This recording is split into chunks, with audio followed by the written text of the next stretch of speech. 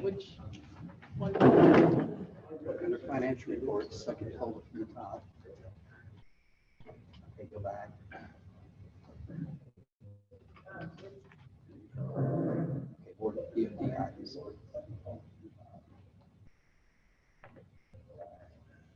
August 2020. Everybody here. Here you go. And if you copy that to desktop, you can check the drive.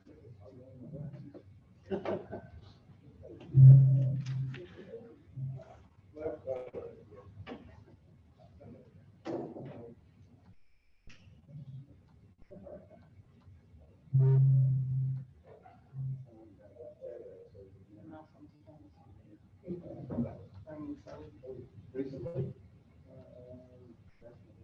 Yeah, so maybe the chair of the election committee. Sure. And if you talk to me like that. Did and refer to any of them with the, help that's needed. You can probably just. Other than let them review it, I don't know what else. I think they're all kind of hoping that they're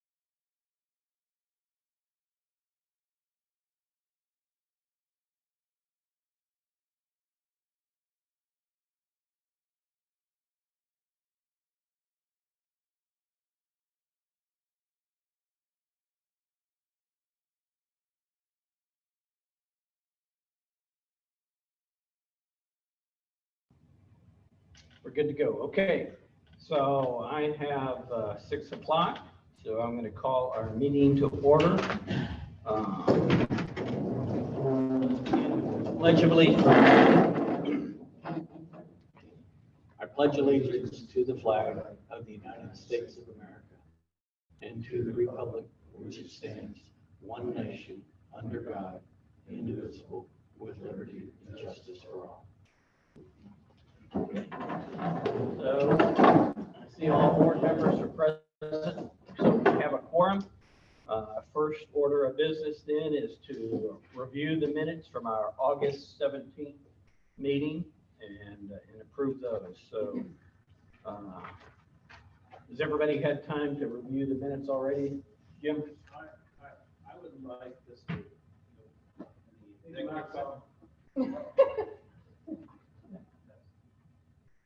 In the executive session minutes, I would like us to review and possibly make one correction, so I guess we should do that in the executive session later on.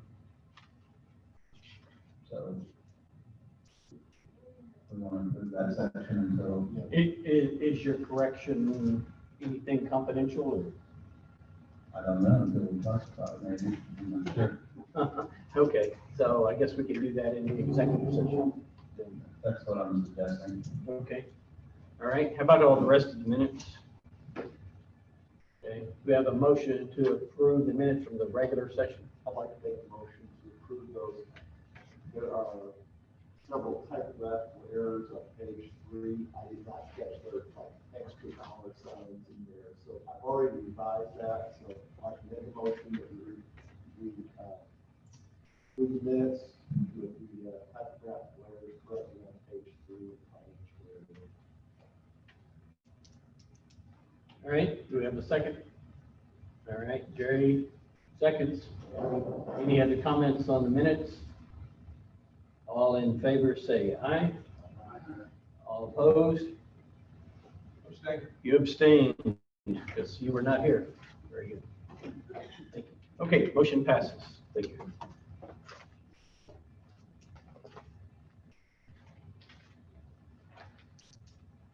Clark, financial update.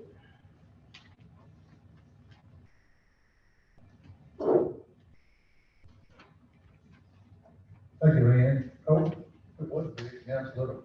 Yeah.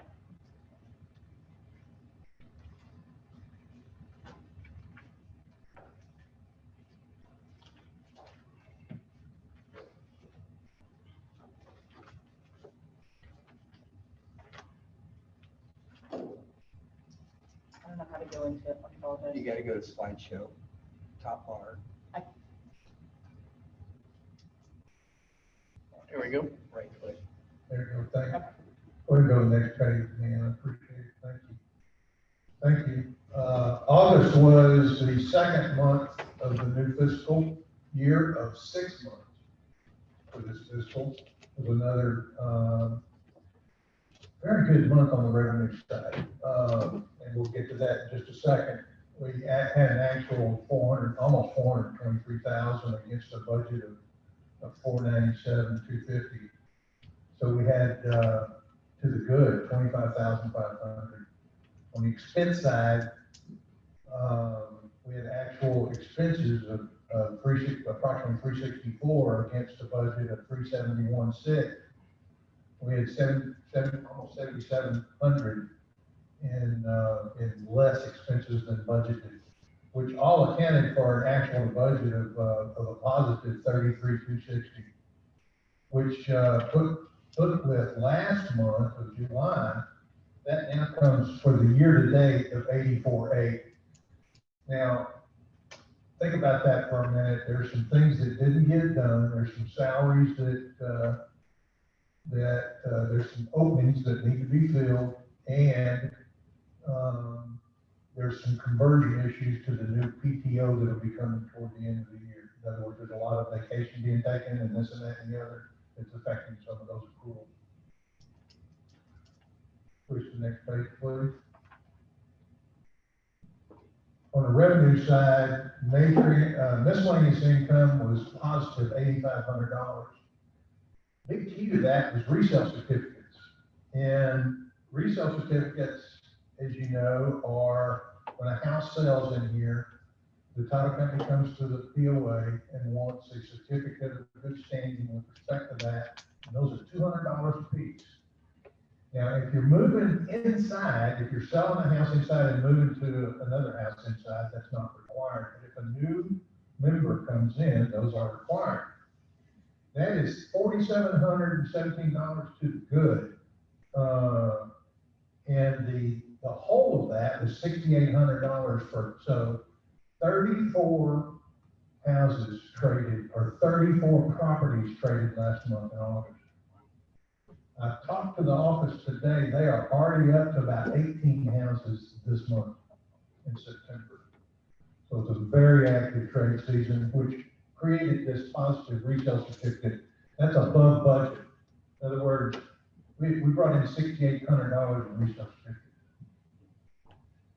Cedars interest, which is interest on our CDs, $2,200 better than budget. And campground fees. We've had a lot of visitors, I guess, one of which was me, for one night.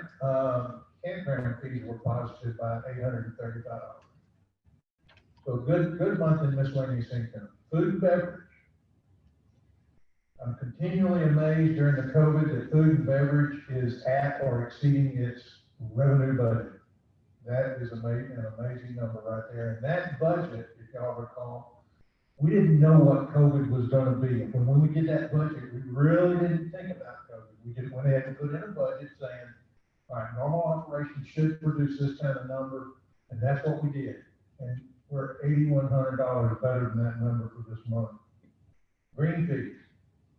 Green fees were up about $51.50, and that's because of the increased guests and green fees. Newsletter ads. Pete's back there, and that's the reason he's here, to take credit for $1,735 over budget. Way to go, Pete. Way to go, Pete. Those are the outstanding items on the expense side. Lodge food service, $7,800 to the good. A lot of that is salaries and benefits because we're down. We've got some head count to add. Uniforms and linens and big number for propane. Administration, $5,600 to the good on the expense side, and that was salaries and benefits. And I will note that there was an expense there, or increased expense there for recruiting. I'll let you know that too. That was about $1,200. Public works, about $5,000. That was salaries and benefits as well. Sanitation, a little bit better than budget on the disposal fee. And then here's some of the others. Security with salaries and benefits. I think we're one head count short there, right, Charlie? I think that's right. Lodge management, we had to service the HVAC system and the security cameras, and so that cost us a little more than we thought. The golf pro, the marshal salary is up. I think we're probably spending too much on Randy, or he's working too much or something. I see him out there all the time. So marshal salary is a little bit strong, and we had a little contract adjustment with Brown. Parks and Lake were the salaries, specifically salaries. I think benefits were on the line, but salaries was a little under. And on the golf course, it was salaries and benefits were higher than normal. I believe maybe some of the part-time summer help worked into September a little bit. We bought some new golf flags, there was a floor jack, and a bunch of water for irrigation of the golf course. Created that situation. The ARC balance is up $52,000, $273 to $1,609,000. ARC balance was down 48. I'm sure that was the pavilion. It's now got a balance of $426,666. And the lake management fund is up to $36,400. Our delinquent accounts is a little bit higher this month than what we normally see. Not exactly sure why, but 30 days was higher. There's 43 accounts accounting for $11,400. 60 days about normal at 9 and 42, and 90 days at 10 and 13 and 8. That's about $1,000 increase over July. But if you took and you looked at the whole report, that average is a little bit higher than we normally. It's more than that from an average standpoint. Fire Department, we now have 160 total members on the opt-in, where we bill, was it $8, $10 a month, and then pass that through the Volunteer Fire Department. And our accounts, our checking account at First State Bank, which is where we run money through there, even the reserve funds run through there before that money gets spent. That's checking, payroll, turbine. We have $418,700. Reserve funds, which is and security deposits, which is where most of the CEDAR money is $2,353,000 for a total of $2,771,838 in total cash balance. Any questions? This is insignificant item, but you mentioned the contract adjustment, and if it's a contract, why is there an adjustment? And I haven't seen anything related to that come up, so. It was adjusted, I'm gonna guess it was back in, that's the June 30 adjustment? Just now coming through First of the year. for the year? Okay. It was a pretty delayed, yeah, it was delayed. I believe that's what that was. Okay, thank you, Clark. Next agenda item, COVID-19 committee update from Kathy Gray.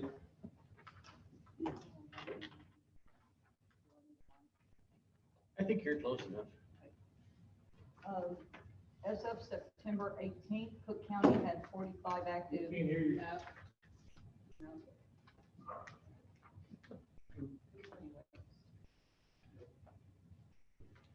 Okay. Something.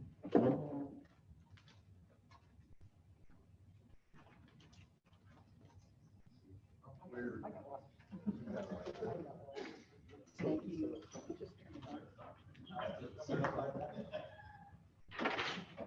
Yeah, see if they got it now. As of September 18th, Cook County has 45 active COVID cases. Total cases for Cook County is at 406. Gainesville has 27 active, Callister 1, Lindsay 2, Munster 3. Unincorporated, which is outside the city limits, 12 active. Lake Iowa has 1 active case for a total of 12 since COVID began. Total deaths in Cook County stand at 6. Dallas County confirmed cases are at 77,800. Tarrant is at 46,900. Collin County is at 12,009. Denton County confirmed is 11,500. State of Texas is at 688,000, and fatalities is 14,893. As you may know, on Friday, Governor Abbott did 2 more executive orders, GA30, GA31. GA30 is out, the link is on our website, and I'll send the end of GA31. Highlights restaurants are now at 75% capacity, museums, libraries, gyms, exercise facilities, classes. Gatherings inside or outside greater than 10 still must seek approval from the mayor or county judge. Bars do not open at this time. And then the governor came up with a hospital district, and once if a hospital exceeds 15% of patients with COVID-19, that area will be taken backwards to 50% capacity at all these different areas. Any questions on that? So 75% capacity in restaurants, Yes, but the 6-foot rule still applies, right? correct. And that's our challenge with the assembly room, the dining room, the 19th-hole southwest room. They will stay at 50 because we can't do the distance. Pavilion was already at 75% because it's outdoors. So it doesn't change a lot for us. Anything else? Any questions for Kathy? Okay, thank you, Kathy.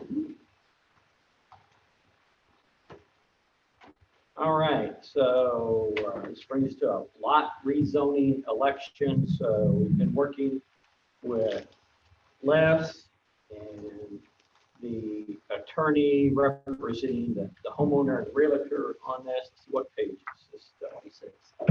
26, page 26. So in your packet there is the proposed voting language. There, it's been agreed upon. When you click on that link, you'll get it's a fairly long document. There starts with declaration of covenants, conditions, and restrictions for residential subdivision. And you'll get 1, 2, 3, 4, these 5 pages. And in there, you'll see prohibited activities, things like that. So that's what we're proposing we go with. The owner is now in agreement with this. Is correct? In agreement to move forward with this. What's that? The attorneys seem to be. Okay, good, good. And are we posting the pictures? I know we want to post the one about the parking. Yeah, the pictures, actually on page 26, where that asterisk was, there will be a link there for the pictures as well. Scott did a PDF facsimile of what the ballot will look like. We can't duplicate it exactly because that's proprietary software. But if you think back to the election that was done back in February, had the different links, and that's the intention of it there. So it also does need to be open from September 30th through October 30th because we need to allow the members plenty of time before the ballot. They've got to have 30 days before the ballots are back. So that's predicated on us getting it out before the 30th, which should be an issue. Okay, so I'm making a motion that we proceed with allowing this vote to happen based on the language shown here and the attachment. Do we have a second? Steve seconds that. Okay. Any further discussion on this? Jim? Yes. So my understanding was at our last board meeting that they would have some agreement that they would provide for use.